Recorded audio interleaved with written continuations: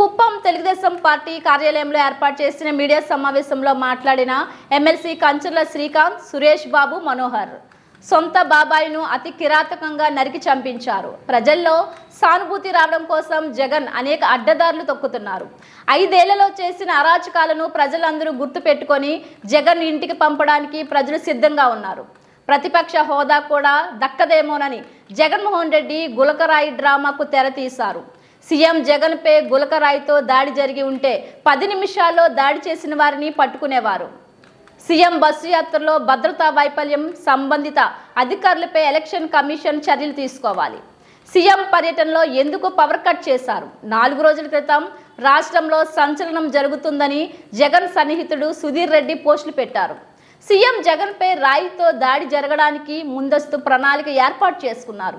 దాడి జరిగిన క్షణాల్లో జగన్ పై దాడి చేశారని వైసీపీ నేతలు ప్లకార్డులతో నిరసన తెలిపారు. ప్లేకార్డులను అప్పటికప్పుడు తయారు చేశారా లేక ముందస్తుగా తయారు చేశారా? ప్రజల్లో సింపతి రావడం కోసం జగన్ను గంట పాటు అక్కడే ఉంచి చికిత్స చేశారు. జగన్పై దాడి జరిగినప్పుడు కమాండ్లు రాయి తగలకుండా ఎందుకు అడ్డుకోలేదు? చంద్రబాబుపై రాళ్ల దాడి జరిగినప్పుడు చంద్రబాబుకు రాళ్లు తగలకుండా కమాండోలు షీట్లు అడ్డం పెట్టి రక్షించారు.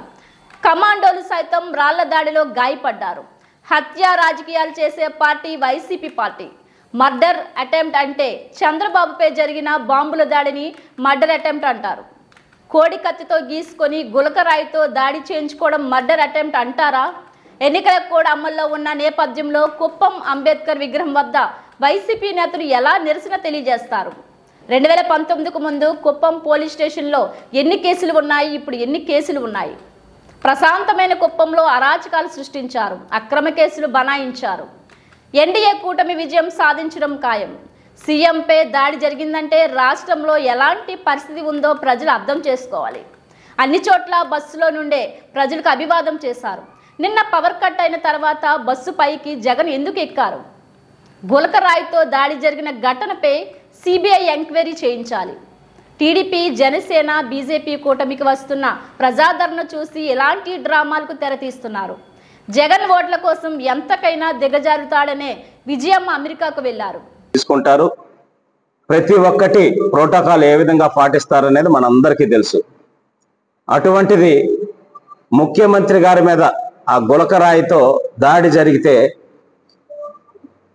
కరెక్ట్గా వాళ్ళు పోలీస్ డిపార్ట్మెంట్ కానీ లేకపోతే వైఎస్ఆర్సీపీ కార్యకర్తలు కానీ ఎక్కడి నుంచి వచ్చిందో చూస్తే 10 నిమిషాల్లో పట్టుకునేటటువంటి పరిస్థితి ఉంటుంది. అయినా కూడా ఎందుకు పట్టుకోలేకపోయారు అంటే భద్రతా వైఫల్యం అనుకుందాం.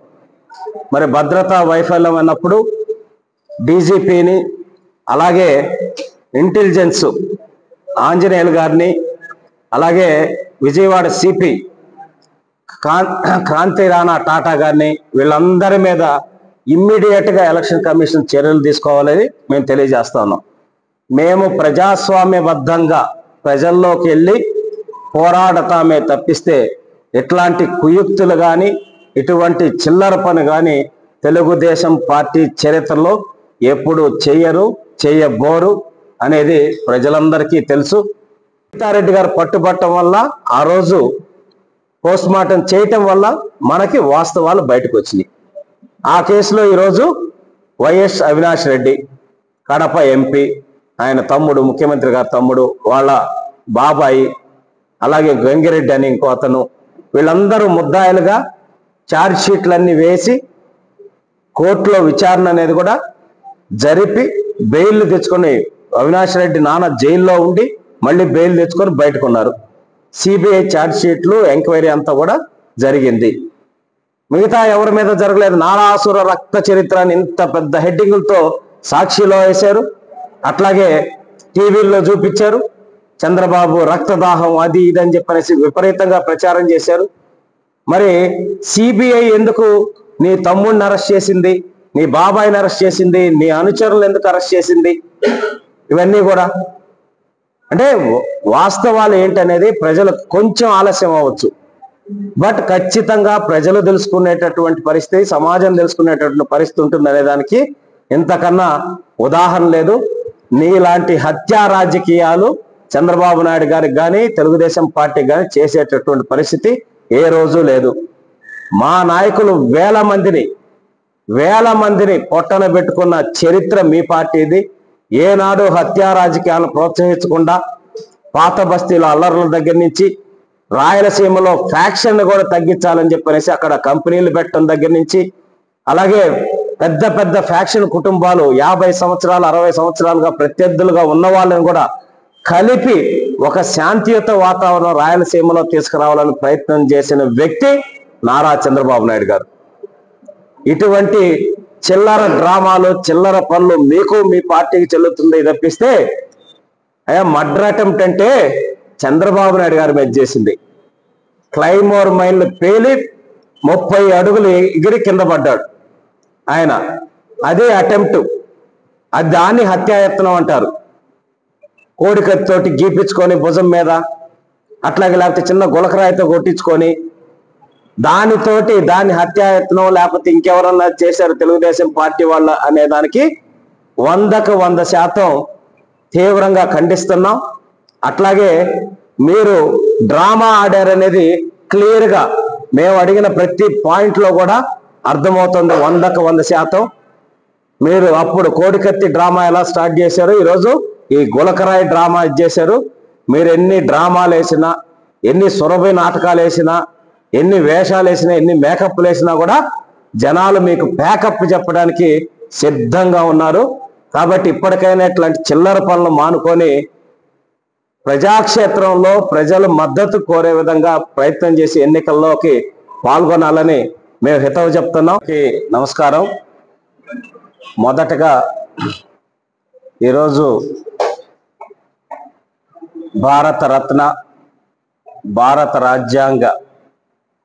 రాజ్యాంగాన్ని రచించిన మహనీయుడు డాక్టర్ బిఆర్ అంబేద్కర్ గారి 134వ జయంతిని ఘనంగా జరుపుకోవటం జరిగింది. ఈ సందర్భంగా ఆ మహనీయునికి తెలుగుదేశం పార్టీ తరఫున ఘన నివాళులు తెలుగుదేశం పార్టీ కార్యాలయంలో ఏర్పాటు చేయటం జరిగింది. ఆయన ఇచ్చిన స్ఫూర్తిని, ఆయన రాసిన రాజ్యాంగాన్ని పాటిస్తూ తెలుగుదేశం పార్టీ బడుగు బలహీన వర్గాల కోసం ఏ విధంగా కృషి చేస్తుందో గత 42 సంవత్సరాలుగా మనం అందరం చూస్తూనే ఉన్నాం. అయితే ఈరోజు రాష్ట్రంలో రాజ్యాంగం అనేది బిఆర్ అంబేద్కర్ గారు రాసిన రాజ్యాంగం కాకుండా జగన్మోహన్ రెడ్డి గారు రాజ్యాంగం ఏ విధంగా అమలు చేశారో 2019 నుంచి ఇప్పటి వరకు ఈ 5 సంవత్సరాల కాలంలో జగన్మోహన్ రెడ్డి గారి రాజ్యాంగాన్ని మన రాష్ట్రంలో ఏ విధంగా అమలు పరిచారో, ఏ విధంగా అరాచకాలు చేశారు, ఏ విధంగా అవినీతి చేశారు, ఏ విధంగా ప్రజలను దోచుకున్నారు అన్ని కూడా మనం చూస్తూ వచ్చాం. గత ఎన్నికల్లో 2019కి ముందు జగన్మోహన్ రెడ్డి గారు అంటే అధికారం కోసం ఏమి చేయటానికైనా ఆయన సిద్ధం అనే దానికి 2019కి ఎలక్షన్ల ముందు సొంత చిన్నాన్నని ఏ విధంగా అతి క్రూరంగా గొడ్డలితో నరికి ఏ విధంగా చంపించారో మనం చూసాం. అలాగే అప్పుడు కోడికత్తి డ్రామా ఏ విధంగా జరిగింది కూడా మనం చూసాం. చిన్న ఘాటు వాళ్ళ కార్యకర్త వాళ్ళ సానుభూతి పరుల చేత పెట్టించుకొని సానుభూతి పొంది ప్రజల్లో ఏ విధంగా ఒక అయోమయాన్ని గుర్తు చేసి అధికారంలోకి వచ్చారో మనం చూసాం. సొంత చెల్లిని, తోడబుట్టిన చెల్లిని, అలాగే బాబాయ్ కూతురైనటువంటి సునీత రెడ్డి గారిని ఏ విధంగా ఇబ్బందులు పెడుతున్నారో, అంటే అధికారం కోసం నాకు కుటుంబ సభ్యులైనా ఒకటే, ప్రజలైనా ఒకటే, తెలుగుదేశం పార్టీ నాయకులైనా ఒకటే, ఎవరైనా ఒకటే అనే విధంగా అధికార దాహంతో ఏ విధంగా జగన్మోహన్ రెడ్డి గారు ప్రవర్తిస్తూ వస్తున్నారో మనం చూస్తూ వచ్చాం. ఈ 2 ఉదాహరణలు చాలు. ఇది పెద్ద ఎలక్షన్ల ముందు సింపతి డ్రామాకి అప్పుడు కోడికత్తి డ్రామా ఏ విధంగా చేశారో అదే విధంగా ఈరోజు ప్రీ ప్లాన్డ్ గా మళ్ళీ జగన్మోహన్ రెడ్డి సభలకి, బస్సు యాత్రలకు కానీ సభలకు కానీ పబ్లిక్ జనం రావట్లేదు.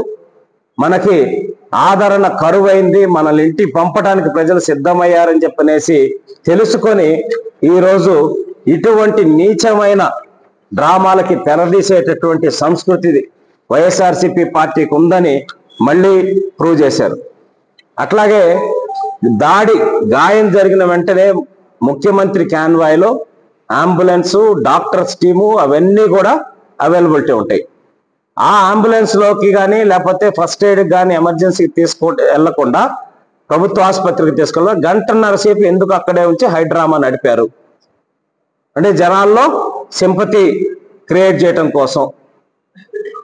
నిజంగా గులకరాయి పెట్టి కొడితే ఎవరైనా చనిపోతారా? నిజంగా దాడి చేసి చంపాలనుకున్నటువంటి వ్యక్తులు ఎవరన్నా అటువంటి పనులు చేస్తారా?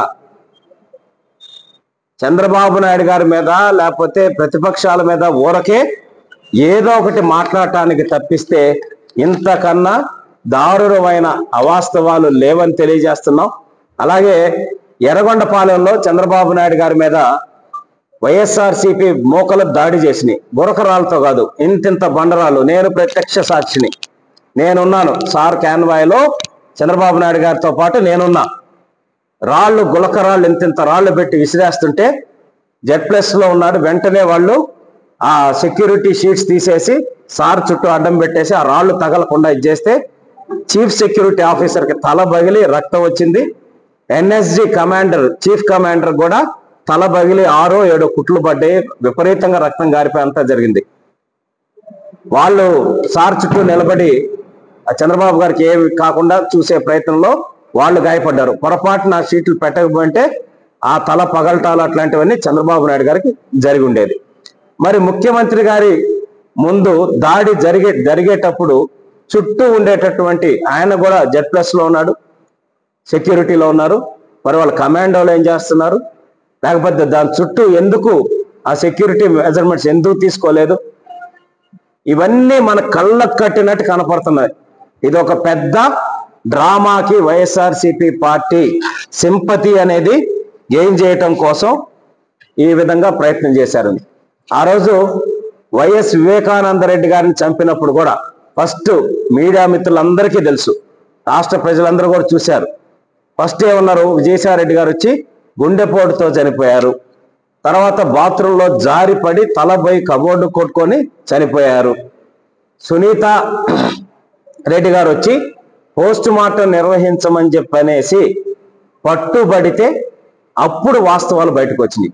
లేకపోతే అన్ని కుట్లేసేసి నీట్గా మొత్తం ఆయన డెడ్ బాడీ మొత్తాన్ని నీట్గా దుప్పట్లు అవి పెట్టి చుట్టేసి అట్లాగే కార్యక్రమం ముగించాలని ప్రయత్నం చేశారు.